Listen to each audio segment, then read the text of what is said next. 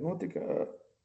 Jā, tātad šodien mums ir kārtējā podkāsta Rakstniecības virtuve epizode, un pie mums ciemos ir, nebaidos teikt, daudzsološs jauns rakstnieks, kam vēl nav 50, un kurš ir ļoti veiksmīgi debitējis, un atklāti sakot, es biju sajūsmā par to tavu grāmatu pirms Vējš atpūtīs rītdienas pelnus. Varbūt man beigās mazum piegarš, gribējies vēl kāds 100 lapuses. Bet tā doma ir tāda, ka tomēr tev ir tāds savs rokraksts, nebaidos teikt, savādāka pieeja romānu rakstīšanai. Varbūt pastāst, kā tu vispār nonāci līdz rakstniecībai. Tas ir tāds, interesants stāsts. Cik es atceros sevi, tad pirmo reizi doma, ka es varētu sarakstīt grāmatu, man ienāca prātā kaut kādā 5. klasē tas bija. Un toreiz bija izplānojis pat tur sīžetu, ka tur kaut kāda ģimene aizbrauc uz Āfriku, un tad viņiem tur notiek visādas lietas un tā. Un, protams, es to grāmatu toreiz neuzrakstīju, un es viņu pat nesāku rakstīt, bet es atceros, tā bija tāda pirmā reize, jo es pats diezgan daudz toreiz visaktīvāk īstenībā savā mūžā lasīju arī grāmatas. Un tā, bet tad, redzi, pēc tam es, tā kā žurnālists sāku strādāt, kad es... Kur tu biji žurnālists? Precisē. Žurnālists es sākumā biju pa mūzikas žurnālistu, tur bija tā portālā Apollo, tad tur bija arī radiostacijās vadīju kaut kādas raidījumus un tā. Un tad vēlāk pievērsos tur nopietnākiem tematiem, tā kā nodokļi un ekonomika un tādas lietas. Un arī pa politiku diezgan daudz interesējos, un tā tas viss aizveda līdz 2015. gadā man iznāca pirmais darbs Melus sindikāts. Tas bija, es viņu sāku rakstīt 2012. gadā, jo ilgu laiku es viņu biju iepauzējis kaut kur. Es biju uzrakstījis kaut kādas tur pāris nodaļas, un tad man viņš tā kā apstājās. Un tad es kaut kur izlasīju, kad to iedvesmu nevajag gaidīt, bet vajag vienkārši sākt strādāt. Tā es arī sāku strādāt, izkustināju to romānu un aizgāju līdz galam un pabeidzu. Un tad tas bija tas debijas romāns, kas man iznāca. Tev pareizā pieeja. Varbūt pastāst par to debijas romānu, par ko tas ir, kāds ir sižets, nezinu, kāda bija lasītāja reakcija uz to. Sižets, tas ir tāds trilleris, politisks trilleris, kur darbība notiek Latvijā. Latvijā notiek viss šīs te lielvaru politiskās spēlītes, kas kūda mūs uz iekšējos kaut kādu pilsoņu tādām nesaskaņām, Krievi ar latviešiem, kā saka, un tā, un tur tā romānā ir tā, ka ir gan Amerikai, gan Krievijai savas intereses, un šeit Latvijā uz vietas ir žurnālists, kas ieradies no Amerikas, tāds godprātīgs un varbūt sākumā mazliet naivs. Un viņš tā kā ar tādu nodomu atklāt, kas te īsti notiek, kas te galu galā, tā kā viņam te veicās, un tā viņš te sapazīstās ar vietējiem drošības policijas darbiniekiem, un tādā veidā tas viss ir.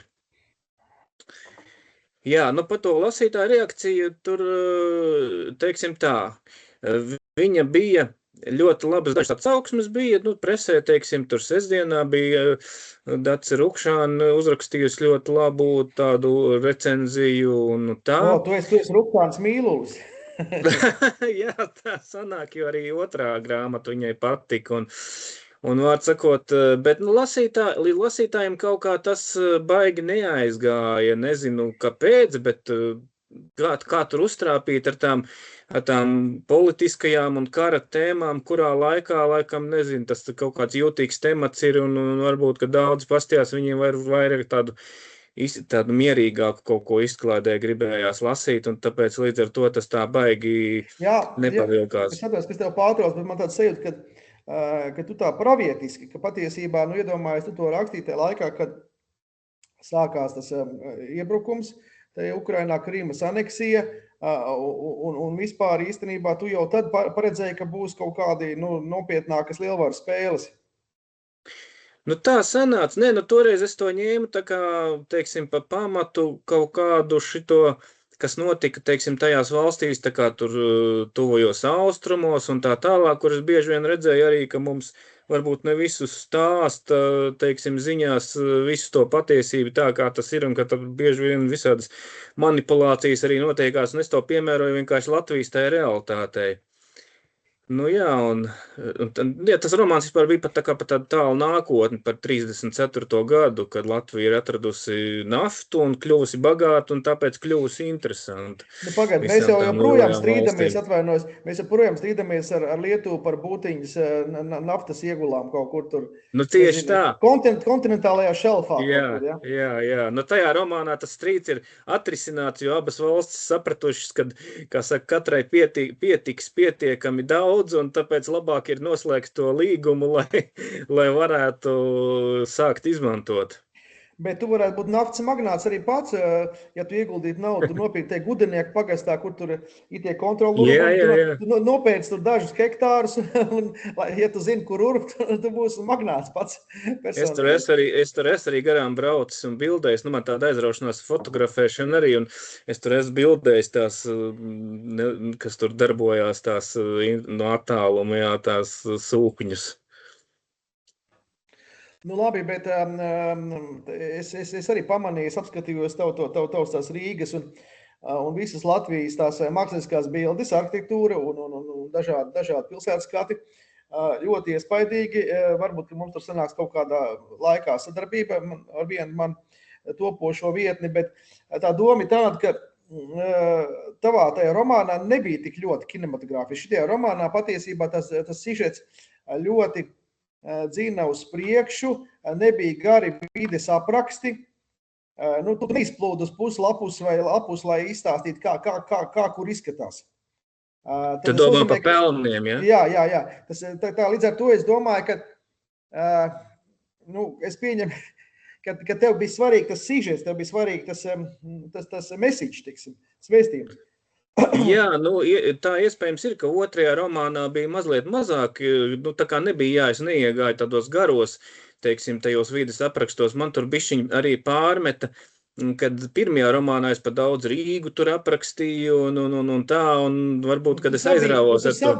Sabijies no šī rāda. Nē, es tā kā nesabijos, bet man kaut kā dabiski aizgāja šitajā rakstot, man aizgāja dabiski tas, ka es vienkārši, es pat nevaru tā izskaidrot. Nu, kaut kas jau, es domāju, ka tur ir tomēr tādas arī vizuālas detaļas, ko es, teiksim, arī pētīju no tām vēstures, ka es aprakstīju sevišķi tos 90. gadus, un tā es tur gāju laikrakstu arhīvos un pētīju, kas tur un cik pats no savas atmiņas kaut ko no tiem laikiem atceros, un tā kā tur, es domāju, ka tās vizuālās detaļas jau tur ir vienīgais, ka tur neaiziet tādā, uz kaut kādu, tiešām uz vairākām lapusēm kaut kādu, teiksim, arhitektūras aprakstiem tur neaiziet, jā.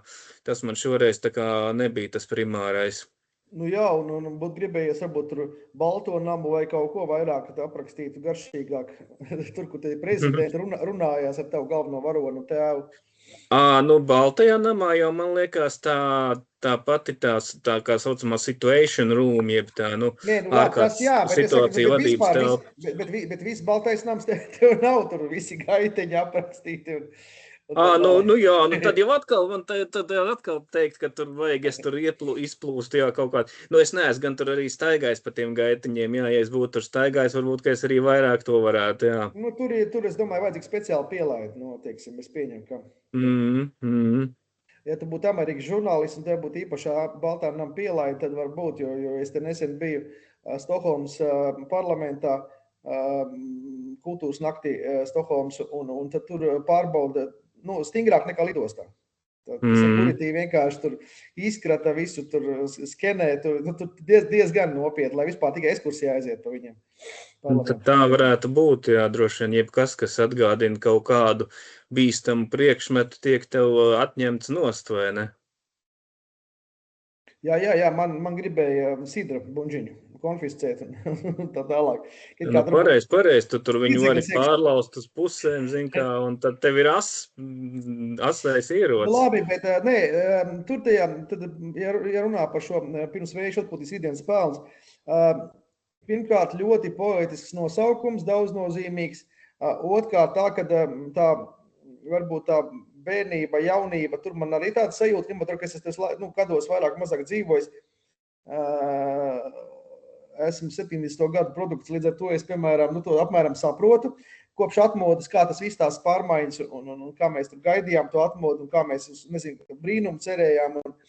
Un tur tiešām tā laika biedra iekšējā sāpe tur ir ļoti. Kaut it kā tu esi 10 gadu jaunāks par mani. Tas tev kompliments. Bet cita lieta ir tāda, kad man liekas, kad tu īsti netiki skaidrībā, vai tas galvenais varonis, kā tu biji domājis, vai viņš ir tāds cilvēks ar tādām superspējām, viņš ir tāds neizdevies latviešu Bonds, vai viņš ir tā kā latviešu kaut kāds pravietis, kas mēģina visu vēst pa labu. Man īsti nebija līdz galam visa tā viņa motivācija vietām, teiksim, tā kā skaidra. Nē, redzi, tur jau tā lieta, ka viņš nebija supermens. Es negribēju rakstīt kārtējo kaut kādu tādu holivudisko, teiksim, stila tādu žanru, kurā atnāk kaut kāds supermens, un tad viņš visu tur izglābi, un viņš visu pareizi dara, un viņam nav nekādas cilvēciskās vājības. Viņš bija principā, vienkārši tāds, parastais cilvēks, vienīgais ar zināšanām politoloģijā, ar zināšanām pa pasaules vēsturi, ar savu domu, kā varētu būt, teiksim, tā pasaules politikas vēsture notikusi citādāk, lai, kā saka, mēs neaiziet līdz kaut kādam tādam, draudošajam tur kodolkaram, vai ne, kas tur sākumā tika pieteikts. Un viņš tad vienkārši, kā viņš to mācēja, tā viņš to centās realizēt, bet viņam, protams, traucēja kaut kādas personīgās visādas gan ambīcijas, gan kaut kādas vēlmes tur izlabot. Arī naudas kāri neslēpsim, kad cilvēkam, kad viegli nauda nāk arī, tiksim, kā saka, izlaist. Tā nauda jau viņam vajadzēja, lai tā kā bišķi izdzīvot un tā, bet tur bija arī, kā saka, mīlestības lietas, vai ne, un šī te romantiskā puse, kas viņam arī, kā saka, jūtas tur uzbangoja un nācās izšķirties tāpēc starp dažādām dilemmām. Bet tāpēc es domāju, ka tas romāns ir tāds, viņš, daži saka, tur politika, bet es domāju, ka tur ir īstenībā, ja tā paskait lapus, tur politika nav lielākā daļa. Tur ir tās cilvēciskās attiecības un tās morālās visas izvēles, tur arī aizņem krietni lielu daļu tajā romānā. Nezinu, kā tev lasot likās. Nē, tur politika un ekonomika viss ir kārtībā. Es esmu bijušais ekonomikas žurnālists un es atzīstu, ka tur tie secinājumi un tās aizkulisi tās pasaules grupējumi, ekonomisko grupējumu, tās savstarpējā rīvēšanās diezgan precīzi attēlot. Cita lieta ir tas, ka man liekas, ka tu esi, kas ir tavu romānu šī panākuma atslēga, ka tu esi pieskāries tajā mūsu 40-50 gadnieku tādai metafiziskām bailēm no atomkara, jo mums skolas laikā tur bija kaut kādas atomkara aptieciņas ar kaut kādiem tur, tad tas oranžs atceros, bija kaut kādas apmācības, kur gazmaskā bija jāskan ap skolu, un gadījumā notiek atomkarš, jāskrēt gazmaskā apkārt, un jāmeklē tuvākais bunkurs. Toreiz bija bunkuri, ja visu pieejam. Bet tas ir, protams, absurds, jo ja te brīdī, kad ja tiešām atomsēni, tad jau tev izsmērē, teiksim, pret asfaltu, un tev gazmaskā neko nedod, ja, teiksim. Un kā saka, laikam ēna tik paliek iededzināta. Jā, tāda slapja vieta, teiksim, slapi kontūri, tā kā mēs zinām, Hirošīmā, Nagasaki no cilvēkiem palika. Bet tad tu pieskāries tam metafiziskām bailēm, un tas ir tas, kas, no kā mēs neesam pasargāti mūsu paudze, joprojām pasauli tādā bruņošanās sacensībā, un joprojām mēs par to domājam. Un šeit literatūra būtībā risina to, mēģina viest optimismu, kad ir iespējams izkārtot paralēlās laika līnijas, teiksim, ja? Jā. Tā kā tu būtībā esi optimists, jebkurā gadījumā. Tā šķiet vismaz, jo tu jau nebeidz ar ātrumu, ar to viņi sāc. Tur jau negribās jau izstāstīt visu, kā tur beidzās. Nevajag. Mēs iemetam vienkārši mārketinga āķi un tā, bet ir arī paredzēts kaut kāds turpinājums, vai ja tu kaut kā principiāli cita šobrīd strādā nekā šim romānam kaut kāds turpinājums. Nezinu, pēc 10 gadiem vai pēc 20 gadiem. Nē, es domāju, ka tur nekāds turpinājums īsti neprasās vairs. Šobrīd es tā tā baigi kārtīgi nestrādāju, bet man ir jau sarakstīts 2 grāmatas, nu, kas tā kā iznāks, viena jau pavisam drīz iznāks, Zvaigznes apgādā, un tad vēl viena ir jau arī uzrakstīta un nodot, un līgums jau ir parakstīts, un tā, nu, vienkārši kaut kad vēlāk. Nu, pastāst par to, kas iznāks, varbūt drīzumā, nu, tad tur jau laikam var kaut kādu intrigu radīt, tur jau var kaut ko izpaust, nu, ja viņi tiešām jau tur, sakot, ražošanā jau aizgājas procesā.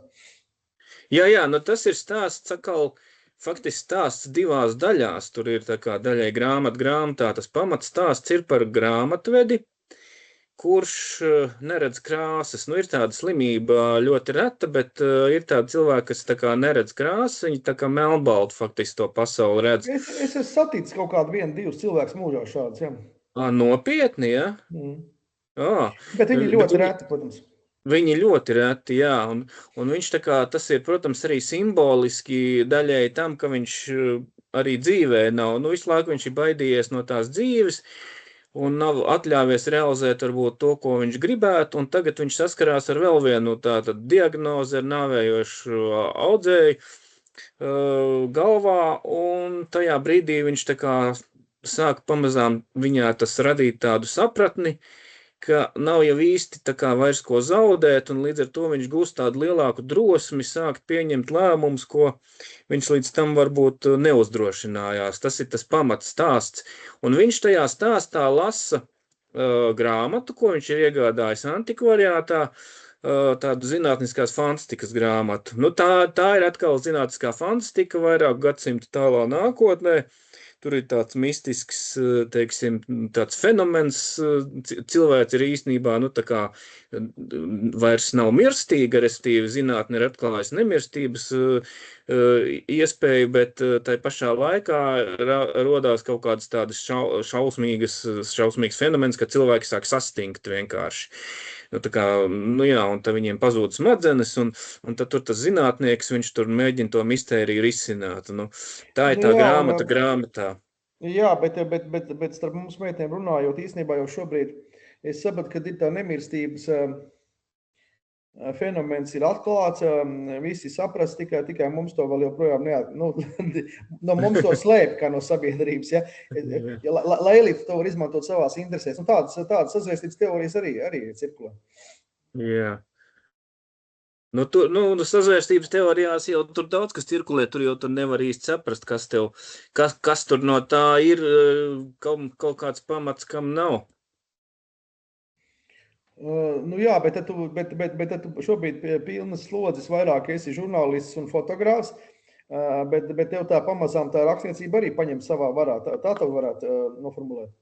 Nu, rakstniecība man pārņem savā varā, tā ka man uznāk tāda riktīga iedvesma, kaut kāda ideja, kaut kāda lielā ideja, nu tā kā bija ar šiem pelniem, man vienkārši aizrāva tā, ka es tajā brīdī es jebkuru brīvo mirkli un bieži vien arī, teiksim, tā ejot gulēt, parasti normāli nāk tur miegs, teiksim, ap 12, un tajā brīdī ar tevi viņš varbūt nāk, bet tagad tu apsēdies pie datora un atver vaļā to lapu, kur tu esi palicis, tev viss miegs ir kā ar roku noslaucīts, un tu vari tur dragāt kaut kādas vēl pāris stundas, un tā kā, nu jā, ja ir tā lielā iedvesma, tad viss tās lapus, viņas īstenībā tos pelnus es uzrakstīju tādā, varētu teikt, gandrīz vienā elpas vilcienā, lai gan tur 400 lapušu grāmata, bet es viņu rakstīju kaut kādus 3 mēnešus, faktiski. Nē, nu tā arī lasās, tā laiti vienmērīgi, tā arī viņš lasās, jā.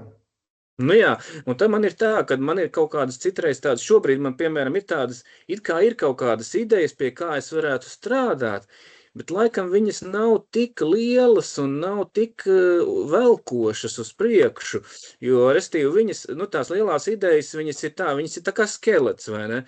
Tev vajag apkārt tos muskuļus, tos audus tā kā uzaudzēt. Un ja tā ideja velk uz priekšu, tad tie sīkie visi notikumiņi un visi tur tie papildus apraksti, kas nepieciešami, lai izveidot tos romānus, lai viņš tā, tu nevar sarakstīt romānu tikai no kaut kādas lielās no lielajām līnijām, ja tev vajag visu to apaudzēt apkārt, bet tad tas skelets paliek kaut kā tikai kā skelets, un viņš neveidojās tā miesa tur, ja tev nav tā kā pietiekami liela tā iedvesma. Nu jā, un tas, ko tu pareizi saki, kad romāns jau veidojās, tā, ka mēs uzburam veselu pasauli, ka tur ir otrās sekundārie varoņi, nezinu, trešās šķiras varoņi, nezinu, galvenā varoņa antagonisti vai palīgi un tā tālāk. Jā, tad tā vide arī iezīmējās, un tad tas konflikts arī tas spraigums, ko mēs gribam no romāna, kad viņš neatslāpst, kad cilvēkam tiešām ir interesanti nenolikt to grāmatu malā, jo piedod man, bet tas ne par tevi, bet lielākā daļa latviešu rakstnieku, es teiktu, puse raksta priekš sevis. Un viņi nepadomā par to, ka tu spriedzi noturēt un kaut kur vai, nu, teiksim, pirmajā trešdaļā vai otrajā trešdaļā vienkārši romāns atslāpst, kā saka, paliek stiepts kaut kāds, nu, gaudens tas vidus. Un man nemaz neinteresē vairs tur gaidīt, kas tad būs tajā kulminācijā. Nu, vienkārši, kad es jau pazaudēju interesi kā lasītājs par to. Nu, ja tas vidus ir tāds, nu, neizstrādāts, jā, vai sasteigts. Nu, vienkārši jānodod termiņš, žmiedz izdevniecību viņam pretī, tāpēc vidū kaut ko ieliksim, sākums bija košs, beigas būs labas, nu, kaut kā tā. Un man liekas, ka tur mēs grēkojam.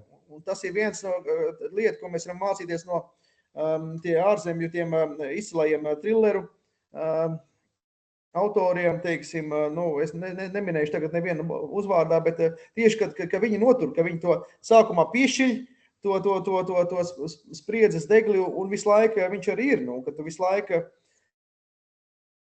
nu, ir tā, ka tu visu laiku to grāmatu ej, pat uz pusdienām, es atvainojos uz poda, un visur to grāmatu ej, nu. Jā. Nu jā, bet man kaut kā es teiksim, nedomāju par to tādās, nu, no teorētiskā viedokļa. Tagad man vajadzētu radīt tur antagonistu, tagad man vajadzētu radīt tur to. Man tas vienkārši kaut kā dabīgi, nu, laikam sanāk, es vienkārši rakstu, man vienkārši rodās tie tēli tai galvā, man rodās tas, ko viņi tur dara. Un, nu, kaut kāda pamata līnija ir iezīmēta, bet bieži vien tās sīkās līnijas viņas jau uzplaukst kā tādas puķis, kā tādi zari, kas paši no sevis tur izaug un reizēm arī kaut kas pamainās un tā. Un es tā kā, teiksim, pēc literatūras teorijas es neeju, tur neko necenšos izplānot, vai ne, tagad būs man šitas te, un lai viss būtu pareizi, vai ne, es nekad neesmu tā darījis. Nē, nu, es saku, es esmu gājis kursos gan pros mēstāklasē, gan arī man ir kaut kāds 30 grāmatas par literatūras teoriju, un es tev saku, īstenībā, ja viņai brutāli seko, tu vari visu atšakarēt. Tu uztaisīt nedabisku, kokainu, stīvu kaut kādu izdomātu darbu, kur lasītājs vienkārši nevarēs ījusties, kur nebūs tā dzīvā pasaule. Un tāpēc reizēm ir labi varbūt arī grēkot, ja iespītēt tā literatūras teorijai. Bet tu man pastāstīji, kā radās tas tavs pseidonims Ikars Piebalgs. Protams, es to arī intervijās teicis, bet izstāst vēlreiz, un tomēr es īstajā vārdā Ikars Kubliņš un Ikars Piebalgs ir tavs tāds interesants pseidonims, kas atsaucas ar mūsu, varētu sakot, izglītības ministru bijušo Eiroparlamenta deputātu Piebalgu. Tad vienkārši pastāst, kā tas tapa. Nē, nu tur nav nekāda noslēpuma. Man, teiksim, es piedzimu kā Ikars Piebalgs. Un es līdz 5 gadu vecumam biju Ikars Piebalgs, un tā kā savā ziņā tā ir tāda nodeva varbūt tai bērnībai, atgriešanās pie bērnības, bet lielā mērā tā ir tā kā tāds pagodinājums manai vecmāmiņai, nu, kas man bija nozīmīgs ļoti cilvēks, viņa bija Melānija Piebalga, un tāpēc es arī izdomāju, ka kā rakstnieks, nu, es gribēju tā kā nodalīties žurnālists kā Ikars Kubliņš, un tad rakstnieks es būšu Ikars Piebalgs. Bet īstenībā tā ir ļoti gudra doma, jo to parāda arī man te bija kolēģis arī uz sarunu Guntis Zariņš, Guntis Tālers, kurš kā Zariņš Guntis nevar startēt, jo viens rakstnieks Guntis Zariņš jau bijis, un viņš jau izdomāja to pseidonīmu Guntis Tālers. Un tādā veidā viņam ir divas tās identitātes, rakstnieku un žurnālistu. Un patiesībā, kā tu esi jūtis, vai tu esi jūtis to, ka reizēm literatūras vai izdevēja aprindas skatās skeptiski uz tādiem kā es un tu, uz žurnālistiem, kuri ilgāku laiku bija žurnālisti vai ir, un tad pārmetās atkal uz rakstniecību. Par to, ka man, piemēram, pirmajā romānā pārmet, ka man paik daudzi no žurnālistikas kaut kādi žargoni vai vārdu formas stili vai kaut kas, nu, ka tas ir nepietiekami literārs pārāk žurnālistisks pirmais romāns man sanāca. Nākamos romānos es par to es negrēkoju, bet tev nav to pārmetuši, ka tev tas žurnālists spīd cauri taviem darbiem. Jā, daļēji varbūt tas pirmais romāns, man teiksim, jā, viņš aizgāja tā kā apgādā Atēna. Es viņu biju sūtījis vēl kādām apgādām, un tur man atsūtīja tādu recenziju garu, un tur drusciņi arī tas bija pieminēts, ka varbūt tā romāna valoda nav tieši gluži tā kā romāna valoda, ka viņa reizēm aiziet, nu jā, tajos varbūt tādos negluži varbūt tika minēts kā žurnālistiskos aprakstos, bet nu pārāk jā, tādos politekonomiskos un tādos aprakstos. Vai publicistika vai kaut kas tāds. Nu jā, kad tur varbūt drusciņi tas tika pārmests, un nu, mans redaktors Pēters Jankaus no Atēnas, viņš arī drusciņi varbūt teica, jā, ka tajā valodā ir jūtams kaut kas no tā, ka es strādāju kā žurnālists, jā, bet tagad, teiksim, par otro romānu es vairs tā kā neesmu dzirdējis neko tādu. Un es domāju, Tad varbūt es pilnībā pārslēdzies uz Ikaru Piebalgu, tu vairs tev vairs žurnālista ēna vairs nevalkā. Nu jā, un šitajā, nu jā, es nezinu, kā būs, kā vērtēs cilvēki šo trešo grāmatu, kas nāks klajā, bet tur es tiešām vēl tā kā rakstot, es bieži vien, nu tā kā, it sevišķi, ka es arī viņu sāku rakstīt, es tā kā nokoncentrējos, es iegāju tā kā tādā klusumā, un tad vienkārši rokas pašas sāka darboties un rakstīt to tekstu. Nu jā, man likās, ka tas vēl vairāk aiziet tādā literārā kā valodā. Nu man pašam tā šķita, es nezinu, kā tas būs, kā liksies citiem, kas lasīs. Bet vai tev arī tā, kā daudziem rakstniekiem, ka tie brīdī, kad tu strādā, aktīvi strādā pie aktuālās grāmatas, tad tu centies ievērot tādu karantīnu attiecībā pret latviešu literatūru, ka tu nelasi tajā laikā kaut kādu latviešu literatūru, lai neietekmētos. Tieši tajā brīdī, kad raksta romānu? Jā, ka tu strādā tieši intensīvi pie tā romāna. Godīgi sakot, tur vienkārši man tajā brīdī neatliek laika neko lasīt, jo es visu to, es tiešām visu brīvo laiku, nu, kas ir ārpus darba un tā, nu, jā, jāsaka, lai ģimene tajā brīdī man piedod, bet, nu, viņi saprot, jā, arī, nu, es tā vienkārši tiešām sēžu un rakstu, tajā brīdī es tieši tāpēc nelasu, jā. Nu, jā, un labi, nu, kāds jau, piemēram, tas vienmēr tas jautājums, kā ģimene uz to skatās, un tomēr tajā laikā mēs ģimene cieši, mēs esam aizgājuši savā iedomu pasaulē, jeb savās fantāzijās, un kā sieva par to izturās. Mana sieva reizē, it kā ir saprotoši, ka viņa zina, ka viņa apprecējas rakstnieku, bet reizēm vienalga papurkšķi kaut kur saprot, ir kaut kādi pārmetumi, tāpat kaut kā saprot profilaksē.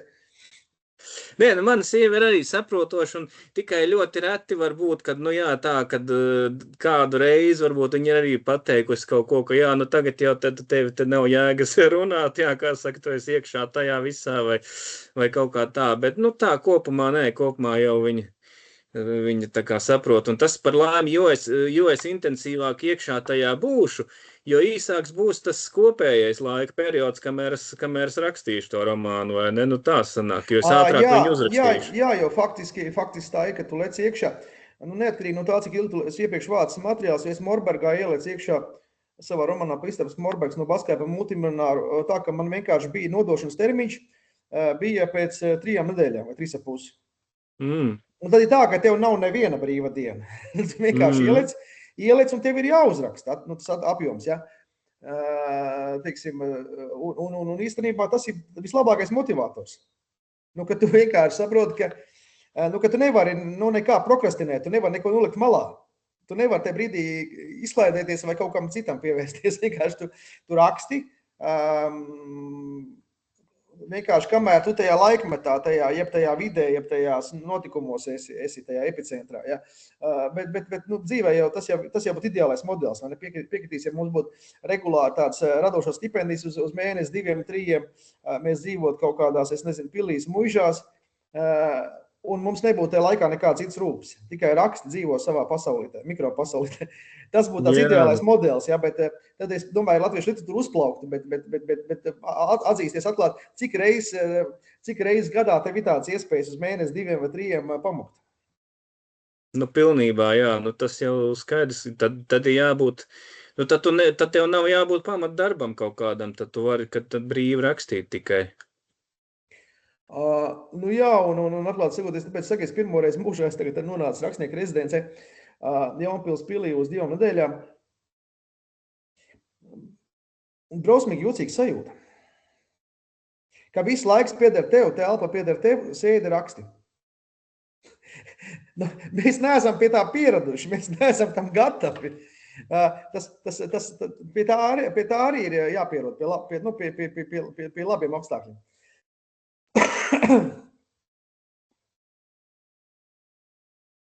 Jā.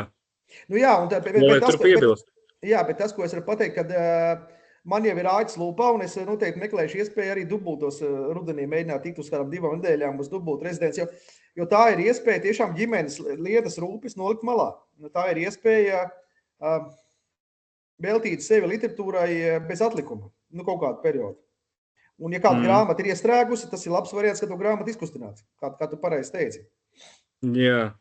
Tev kaut kāds pamatdarbs arī, vai tu tad paņem kaut kādu to atvaļinājumu tajā laikā, lai tu varētu uz tām rezidencēm doties?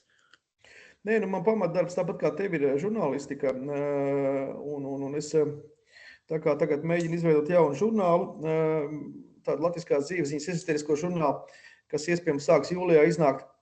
Un var sakot, es jau arī rakstu grāmatas, man ir maza grāmata izdevniecība, kuras es līdzīpašnieks. Tā kā, teiksim, tās grāmatas, kur nepērk tos manuskriptus cits izdevniecības, es varu izdot arī savā izdevniecībā, ja man ir tāda vēlme.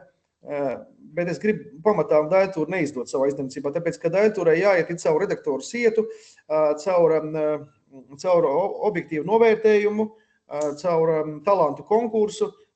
Es uzskatu, Daļtūra ir pelnījusi, lai viņa, kā saka, ja romāni nav gatavi, tad viņi jāizrediģē ar redaktoriem kopā un jāizslīpē līdz dimantu oliņai. Ja? Bet tāds grāmatas, kuras raksta izglītojušās, piemēram, turpat ciltskoku veidošanu vai nezinu, teiksim, plaukslasīšanu vai latvisko dzīves ziņu, protams, kad es viņus izdot pie sevis, tāpēc, kad man nav izdevīgi viņus dot citiem, tad es nevaru izkontrolēt, cik kurā nedēļā, cik kurā mēnesī grāmatas pārdots un visu samanedžēt pareizi. Jo Daļtūra būtībā lielā mērā tu piekrīti, Ikar, es nezinu, tev noteikti ir zvaigznes arī līgums, ka tev 10-12% no realizācijas, bet reizēm jau tās grāmatas arī, iesēžās tais plauktos. Viņas kaut kādā brīdī vasarā, kad cilvēki ir prom no Rīgas, tad viņas iesēžās plauktos un kaut kādā brīdī nav tā realizācija, ja? Un tad ir jādomā, kā stimulēt, un es ieslēgšu datorā